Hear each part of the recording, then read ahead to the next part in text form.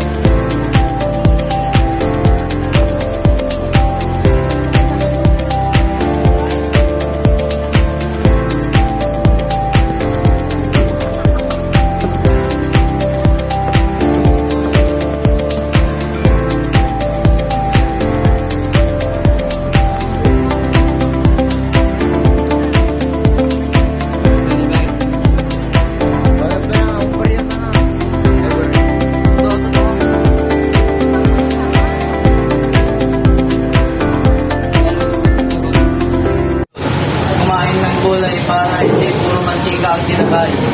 Kumain ng gulay para masigla palagi. Kumain ng gulay para laging masustansya ang katawan. Kumain ng gulay para laging may gana.